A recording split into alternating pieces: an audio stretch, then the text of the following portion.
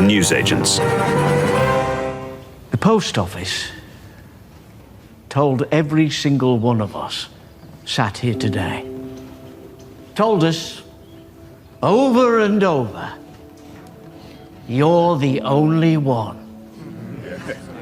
And that was wrong. That was a lie, actually. Because, well, look at us. Here we all are. And from this moment forwards, none of us will be the only one ever again. That was Toby Jones, playing the unassuming but terrier-like Alan Bates in the ITV drama so many of us have now seen, Alan Bates versus the Post Office. And it tells the story of the widest miscarriage of justice in Britain's history, where more than 700 postmasters, men and women, were convicted of crimes that they never committed. 93 convictions have been overturned, but so many more have not even appealed, and some, as we now know, have lost their lives trying to fight a system that simply didn't want to hear. And this is the story of the heroes of small local communities who run everything. The sub-postmaster, the sub-postmistress, a cornerstone of British society. And yet it also shows the power of big organisations and the power of the state to crush people and then cover it up when it turns up. There is still a long way to go before there is justice, but it feels finally that day might be nearing. Welcome to the newsagents. It's John. It's Emily. And in the mists of time, post offices were being computerised. There were no longer hand ledgers. And the post office decided that all little branches will have this computer system by which their accounts will be filed. And it was called Horizon. And the software was run by the huge global conglomerate Fujitsu. And so these people started to having to input their records of what they'd sold and what was done through the accounting system of their little branch of a post office. And then they would send it up to the post office nationally. Except there was a fault in the software which gave out readings that suggested endless numbers of these sub-postmasters, sub-postmistresses, the bastion of local communities, were on the make and on the take. And when you say the midst of time, it's literally 2 decades since these errors first surfaced. And if, as you heard in that initial clip, people hadn't been told you're the only one having problems with this, surely they would have understood that it was not them alone. It was not their post office alone. It was not their math skills, their accounting skills. There were around 700, 800 people who were all being told that they were falsely accounting. The idea that 800 people in the same profession would, within months of each other, all start stealing from the same organisation has got to beg a belief. And yet no one seemed to question whether the system itself was corrupted, whether it was improper, because there was too much money depending on them not really asking those questions. And it is also a story about how a bureaucracy, when it is under pressure, goes into self-preservation mode. Yeah. You give no ground. You say everything's fine. You give no quarter to those who are seeking to criticise. You maintain that everything is thoroughly in order. And as time has passed, so we have discovered that more and more people were culpable, willingly told lies to the sub-postmistresses, and possibly perjured themselves in court where these cases were being heard in order to protect the reputation of the post office at large. And that is just something that is so wrong.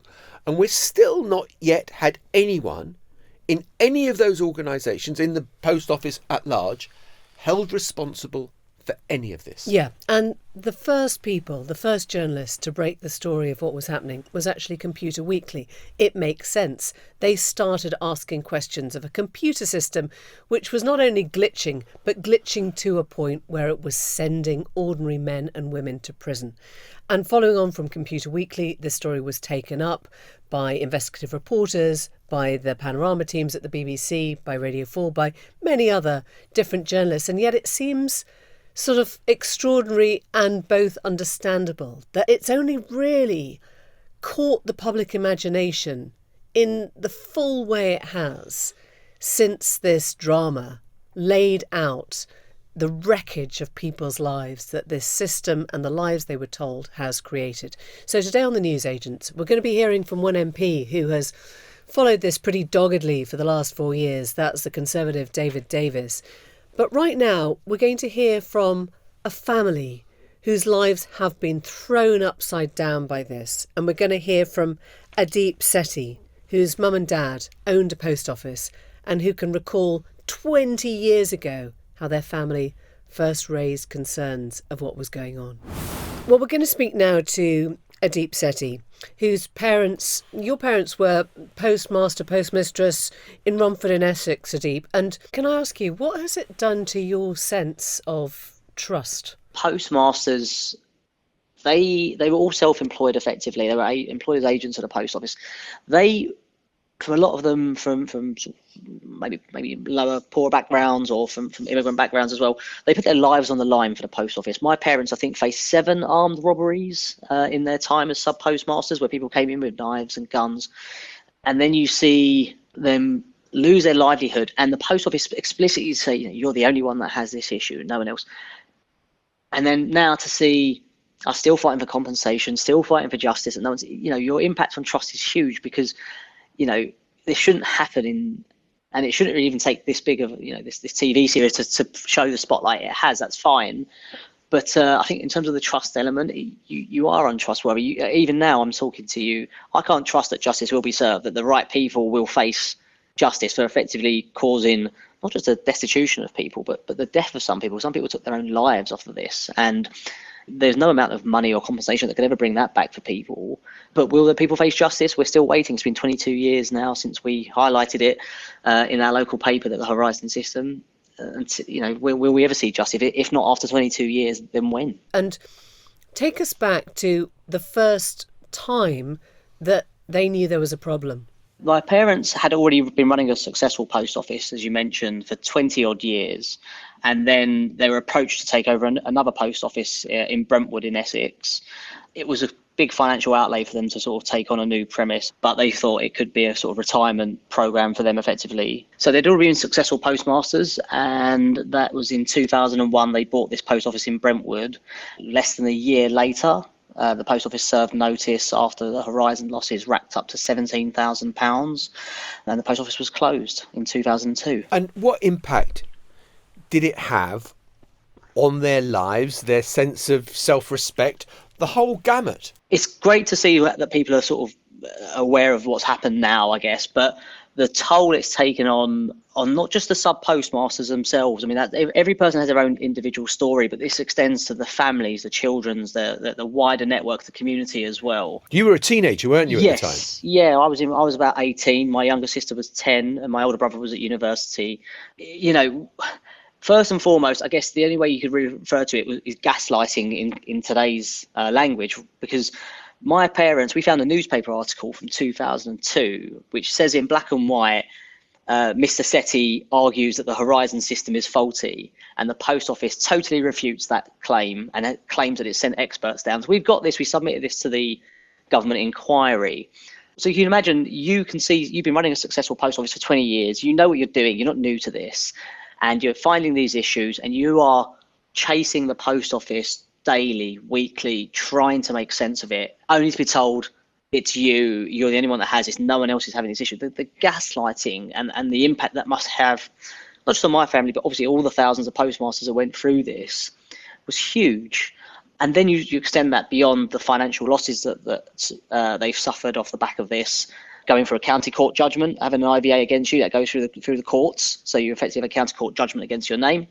your mortgage. You can no longer get a good mortgage. You're now no longer financially sort of credible. So my parents, during the historic lows of interest rates, were paying over 6% in their mortgage prices because they were given the worst possible mortgage rates you could get. You extrapolate that over sort of 20 years of fighting and the mental health impact that has. It's so many facets that are impacted on the victims. You knew 20 years ago, your family knew what the problem was.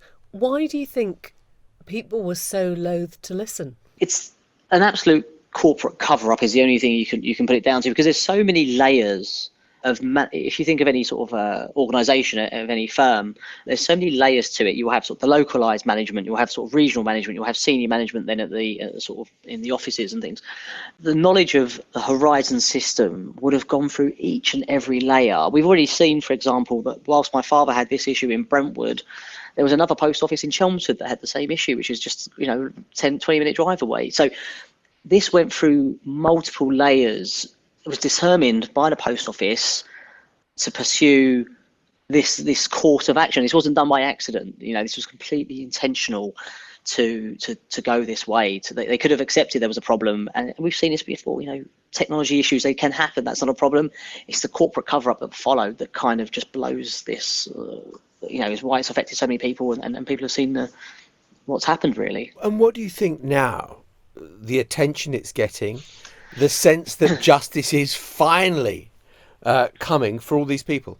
I think it's long overdue. I think anyone can attest to that. And whilst it's positive to see now, this last week or so, last 2 weeks, the coverage that it's getting, it's a bit sad in some respects that it's taken a TV series that was commissioned to kind of put this into the domain first and foremost. Like, this is things that people have been living and been fighting with for a number of years. Whether justice will be done, I don't know. Will justice ever be done? I'm not entirely sure. But the other thing to call out as well is the compensation process. I mean, our compensation process, the one my parents applied to, that started in 2020.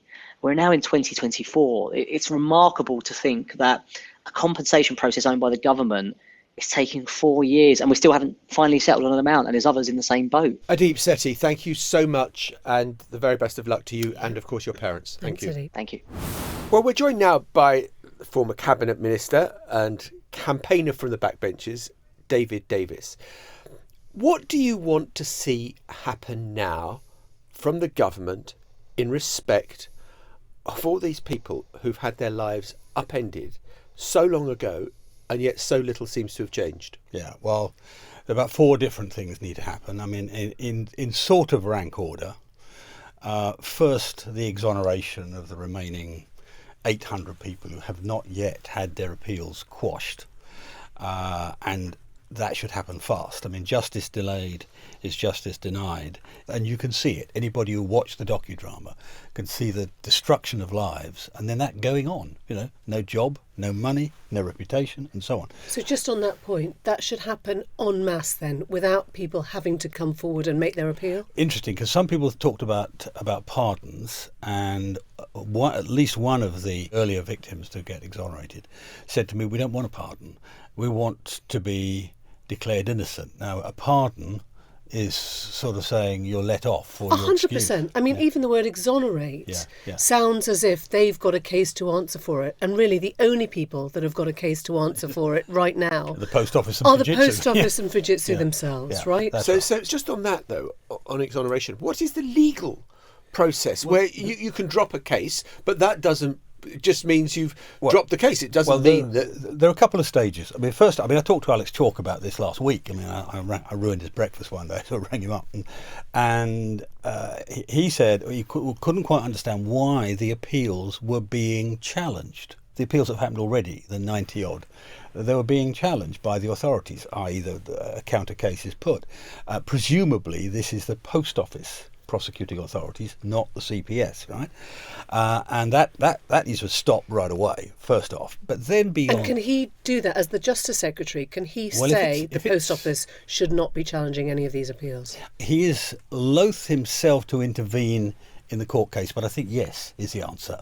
I mean, he's got a balancing act, because he doesn't, the executive shouldn't be telling the courts what to do. I mean, in different contexts, we've had discussions in this studio about that going on, but nevertheless, he should and I think he will, be telling the prosecuting authorities that there is no case to defend here. If we're talking about balancing acts, Yeah. surely the whole idea that the Post Office can itself Yeah. bring these Yeah. convictions or bring these cases Yeah. is outrageous. Yeah, well, that was isn't it, Dave? that was number 4 in my Just bring that one up then, because at the moment the Post Office has acted, as we saw so clearly in the drama, as judge and jury. It decides who it wants to prosecute, and then the convictions are something that it can't overturn. That's crazy. Yeah, I mean, this, I think, dates back to when the Post Office was just simply an arm of the state, and they thought it was okay to have an arm of the state have its own police force. I mean, that's what it comes down Because to. the Post Office is older than the police, probably, right?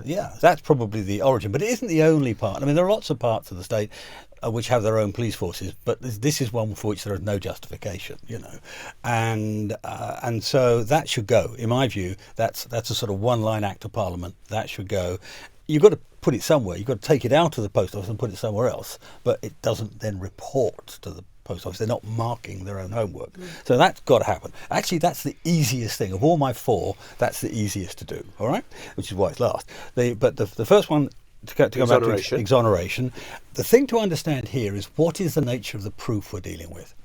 In every single case of conviction, the Post Office either explicitly, in most cases, or implicitly said that nobody else other than the postmaster had access to effectively accounts, to the computer. And we know that's a lie now. And we know that's a lie. It's 100% lie across the board. I mean, after all, how else would you update the software if not by accessing every computer in the country that's in a post office?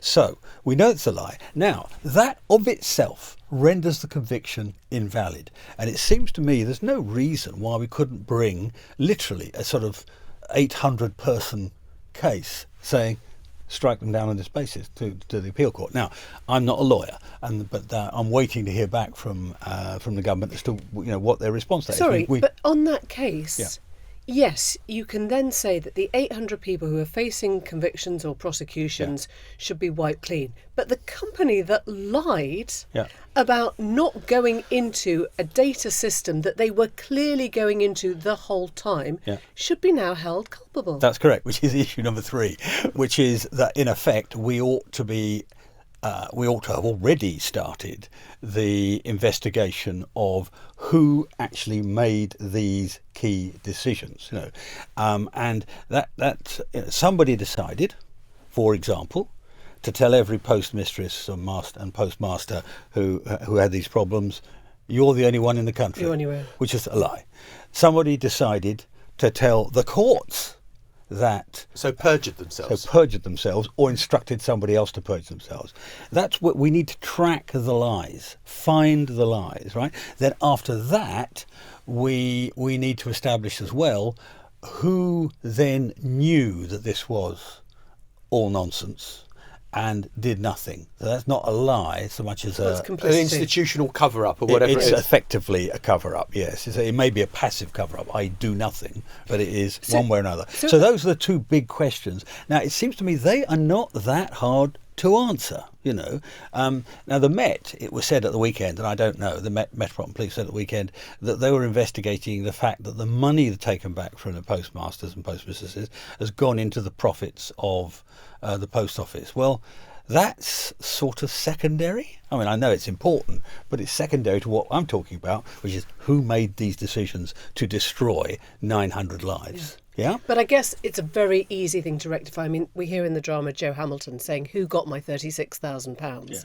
And the answer, she thinks, is the profits of the Post Office. So surely, I mean, when we talk about compensation, even before you get onto compensation for lives ruined, they just need to have what was wrongfully taken from them rightfully returned, don't they? Yeah, but that's a small piece because, and this is It's where... still a livelihood, I guess, for many it's people. more than that. It's more, look, this is where the docudrama did so much. I mean, I think you both know, I do quite a lot of miscarriage of justice type issues, and it's really, really hard to galvanise people because they don't imagine quite what misery that's been created by these miscarriages. Now here, the docudrama showed you that they had their money taken away. They probably lost their house. They certainly lost their job. They lost their reputation, sometimes quite fiercely lost their reputation. And therefore they lost all of their peace of mind, and some of them then, of course, lost their lives through. Now, that is what was written in Lights last week, and why we've got probably tens of millions of our population who are furious. And I mean furious, that's the right word. I've had people call me up and say, what on earth's been going on?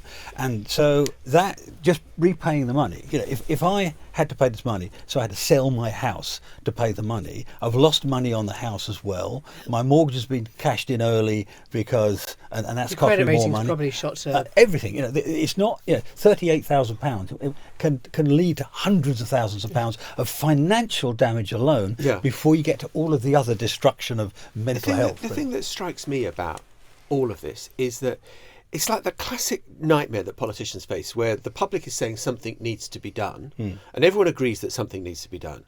But you've got a situation where something absolutely appalling, and everyone is responsible and no one is responsible, which is the worst thing for the public, when they think, well, we can see that there has been this mighty foul up and cock up, but there is not a single person who's standing up whose face is the name to it. And that is just so corrosive, I think, for trust. What you mean in big institutions? In terms of who is responsible? Yeah. No, I agree. I mean, but you've got to this is one of the natures of these big bureaucracies. It's not one person, and very often, and I suspect in Vanel's case, it was already happening when she came in. The chief executive of the That's right, and it already happened when she came in, and she picked up the tab and ran with it, as it were, and was probably being given the runaround by her own advisors, her own not civil servants, her own managers, who will themselves have invested their reputation in what was going before. So, pinning down one person is intrinsically difficult. We have been trying for years. I'm going to say something. I'm really embarrassed about this, but I'd only ever heard the word horizon in connection to the post office. I hadn't heard about Fujitsu. I hadn't realised that a massively successful company was right at the bottom of this, and a massively successful, profitable company that is still doing really well now. How is that possible, David? Well, it's because Fujitsu itself is very, very good at managing its own PR, has kept itself out of the story, and almost certainly has made, how can I say, legal overtures when anybody mentions them, So if you've got an army of lawyers, one of the things that really struck me as just a simple statistic, that so far in compensation payouts, there have been 135 million, and the cost of legal fees so far, 150 million. So more money has gone to lawyers than it has gone to sub-postmasters and sub-postmistresses, which is just staggering, isn't it? Yeah, and it's still happening. I mean, the Post Office is saying publicly, yes, we need to correct this miscarriage of justice. But while they're saying that, they're also employing some of the most expensive lawyers in London to challenge the compensation claims. Awful. So it's taking forever. And these people have been through purgatory already, and then being put through another form of purgatory. Is there nothing the government can do to just say to the post office, stop it? Well, they can. I mean, that's hopefully it's going to be raised in Parliament this afternoon. I mean, some of us have been plugging away saying this for a long time and getting not very far. That's not fair. We've been getting quite a way, because as you saw in the docudrama, James Arbuthnot running with the story and so on. But we've still got lots of things that are not being achieved. And I think the outcome of this tsunami, frankly, of anger about this will be that the government has to, in its role as the sole shareholder, say to them, stop objecting to the appeals, stop challenging every compensation claim, and start behaving as though you really are sorry about what you've done. So would you expect this to happen very quickly now? I mean, this is a horse that Rishi could, get on pretty quickly and ride, right? At the moment, it's going to take years, and it should be months, not years, to resolve all of these issues. Okay. Paula Vanel, stripped of the CBE? I don't want to replace one injustice with another, right? But she should go through the process. I mean, I think the very, very good. What is it? I mean, look, if I why is that replacing one injustice with another? Well, because you're picking one person off. I mean, how many heads has the post office had? Who were the previous ones? Adam Crozier, and you go back, and I can give you a list. What I'm saying is they should look at all of them, not just say, oh, this is the easy target, and people then feel, oh, we've put this right by taking somebody's CBE away. I want the whole thing opened up, not just the one. There's a review committee that looks precisely at the removal of honours, and that's what they should be doing. They should be looking now. And they may say, yes, she should lose the honour, or they may say, let's see more evidence. I don't really mind which it is. I think the odds are, the high probability is she'll lose the honour, but it's got to be done properly. Could I just ask you, on a more political point, the way this is sort of playing itself out? You've got Rishi Sunak now, you've got Alex Chalk saying, we're grasping this and we'll take whatever action is necessary. A lot of finger pointing at the Liberal Democrat leader Ed Davey, who was responsible for the post office in the early years of the coalition. It's a bit convenient, isn't it, to make Ed Davey the kind of fool guy in all of this when there's a lot of culpability to go round everywhere? Look, I and Kevin Jones on the other side, we've run basically a partnership on this. Kevin's the lead in this, really. Who's the Labour backbencher? Who's the Labour backbencher? That's right. So it's been completely non-partisan. The people who've made the accusations against Ed Davey are the victims and the organisers of the some postmasters organisation, and I've stayed off it, literally, deliberately, not because I think he did a good job. I don't, but because I don't want to introduce a partisan element to this, because I think we're going to have a House of Commons this afternoon which is almost 100% behind us in getting. There are those who would like to. There may be. But look, I mean, resolution is what we're after. That's what we're after. Resolution is what we're after. But on that point, presumably the buck stops with George Osborne and David Cameron, in whose government Ed Davey worked, really. Or Tony Blair, under which it all started. I mean, Stephen Timms, right? Take a pick. I mean, you can more properly, I think, blame the entire government establishment, if you like, because Whitehall has been cruising along, ignoring this wrong. I mean, you raised the CBE issue. When was the CBE awarded?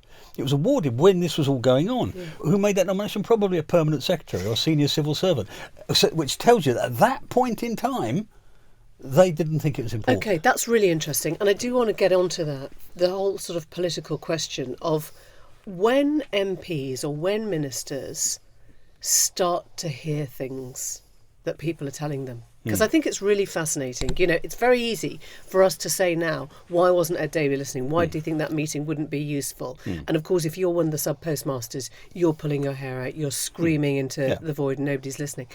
So just talk us through this as a minister, because there will be, I'm sure, moments in your life where you thought, I didn't listen to that and I should have done, and that was something that I should have heard much more quickly than I did.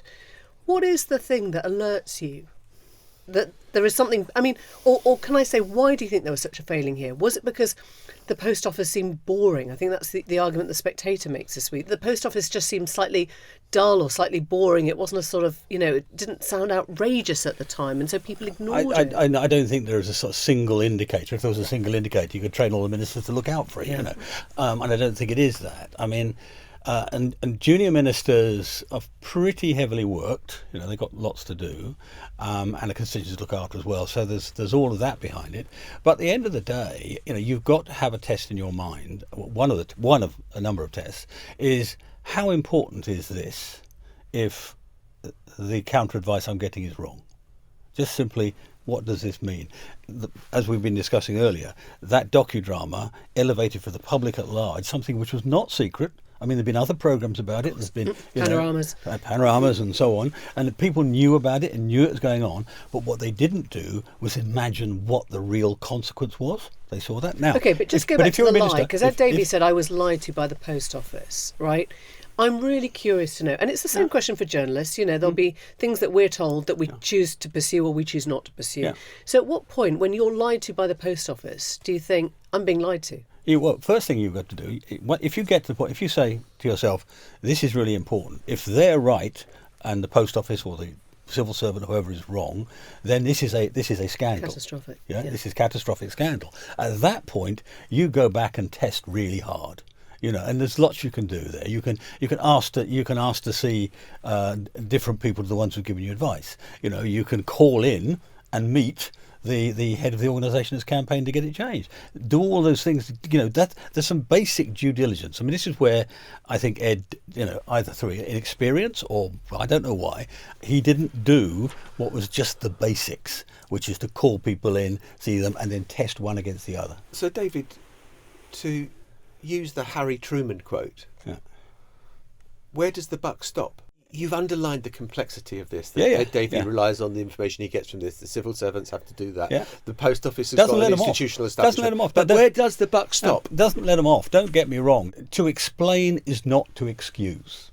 That's the thing you've got to understand in all this. To explain is not to excuse. The fact I can explain how Davey failed in his job doesn't mean he didn't fail in his job, and he won't be the first minister to do so. But he's one for. Well, he wasn't the first, and the buck probably didn't stop with him in that government, right? Yeah, entirely possible. But the truth is, the size of the damage was enormous, and he didn't focus on that. It's not a question of whether he told the truth or not. That's obviously important. It's a question of did you imagine what the consequences were of taking the route you took? And he didn't. To bring this to a close, the unlikely hero of the Select Committee is your former colleague Adeep Sethi, known to many of our listeners as a tax evader. Yeah. He comes out of that rather well, doesn't he? Well, he did his job on the Select Committee. That's what you're there to do. Were they his words? Yes, they were. They were exactly his words. And you check the Hansard. In fact, I think there's probably a video of it, of the original, of the reality, rather than the show. In fact, actually, when I was watching the programme, I thought it was the video of the Select Committee at first, because it was him playing himself. There are a few heroes out of this. I mean, I think the lovely line. This is a sad story in which there are very few pleasures, shall we say. But one of the lovely lines was, "Who thought a Tory MP could be so nice about James Arbuthnot?" Said by his constituent Joe Hamilton. Doggedly pursuing. You see, he was doing what Davey should have done, which is doggedly pursuing the truth. And he didn't know at the beginning. The flip side. Remember, he didn't know at the beginning that they were innocent. Yeah. You don't. When your constituents come to you and say this is wrong. Yeah. It may not be entirely, but this, he kept going, and that's what you have to do. You keep going. The flip side to that, David, is I think, and we've talked a lot over the last decade or so about people who've been left behind, by the changes that they felt isolated them from what was, going on. There are people now, possibly up to 800, who don't really believe in the rule of law. No. Who think that British justice is a travesty, has let them down, has screwed their lives over. Yeah. I mean, and they will be bringing up, children, and they'll have neighbours and they'll have friends. That's a huge constituency of people who don't really believe in British justice anymore. But this is a never-ending battle, which goes on and on. In the last month, there is the tainted blood scandal. Yeah. In a little while, there's going to be a TV programme on the Chinook Mulligan crash, which James and I cooperated. I ran the campaign on that. It took 10 years. There was a lot of resistance there too. So these happen all the time. And it's one of the jobs of people like me to keep pushing back, just as there are other things like privacy or freedom or whatever. The delivery of justice is never straightforward, and it often goes wrong, and we have to keep pushing back and pushing back and pushing back. And then what happens, interestingly, what's been happening in the last few days is some of the victims have been calling in and saying thank you for doing this, as they did with James before. Of course it undermines the belief in justice, but any failure undermines your belief in whatever system you're dealing with. The good thing about this is that we're at last getting across it. God knows it's taken long enough. David Davis, thank you so much. My pleasure.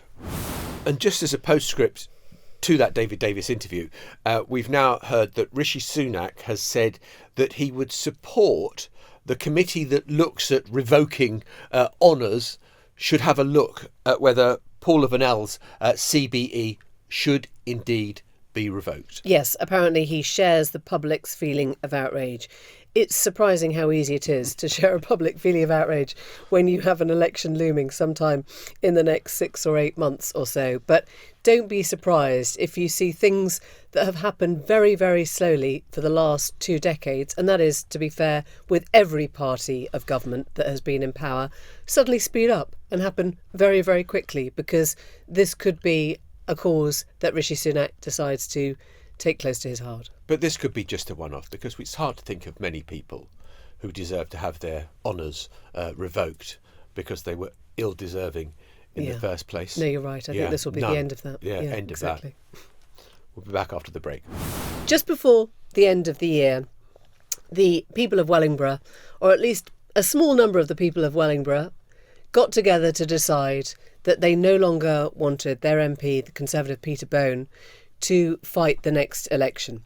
And the recall petition, which essentially he lost, meant that he is not able to stand as the Conservative candidate. So how unfortunate for poor Peter Bone that he will have nothing to do with the seat of Wellingborough at the by-election sometime next year. Or so we thought. Yes. So he's got a majority of 17,000. You can imagine the brightest and the best young Conservatives would be lining up. Beating down the door at Conservative Central Office saying, oh, please, please, please, let it be me. Who could it be? Who could it be? They must have a wide range to choose from. And amazingly, amidst this crowded field, they have singled out a woman who is... Peter Bone's other half. Yeah. The partner of one Peter Bone. So Helen Harrison has been chosen as the Tory standard bearer in Wellingborough. Now, I'm sure, absolutely 100% certain that it could have nothing to do with the fact that Peter Bone was so furious about his recall and what has happened that he was threatening to run as an independent, which would, of course, split the Conservative vote.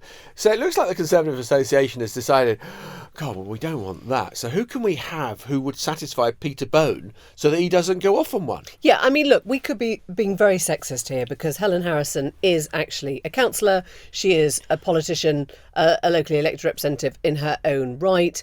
But I actually think that, assumptions aside, you are quite cautious, aren't you, about perception. And if there is a perception of nepotism, if there is a perception of getting in the back door, presumably you want to be quite alive to that. And when the Prime Minister was asked whether he endorsed this candidate, Helen Harrison, to be the Conservative MP for Wellingborough, suddenly he seemed very hands-off. So one of our colleagues at LBC asked Rishi Sunak whether he endorsed Helen Harrison as the prospective parliamentary candidate, to which the only answer is she is going to be fantastic. It's going to be the greatest. We support her fully. Instead of which he says, candidate selection is done locally. So local members in their area can choose a given candidate. That's how it works in our party. We believe in empowering people locally. That's how we do it. Well, this seat is being fiercely contested by Labour, who might have looked at the majority and thought, gosh, that's quite a mountain to climb, it's a big one. But today I'm hearing that there were gasps of amazement. Delight, whoops of joy. It's like, this is what I was told, it's like a neon sign above the Conservative Association office saying vote Labour. So they're having a very good day on the back of this.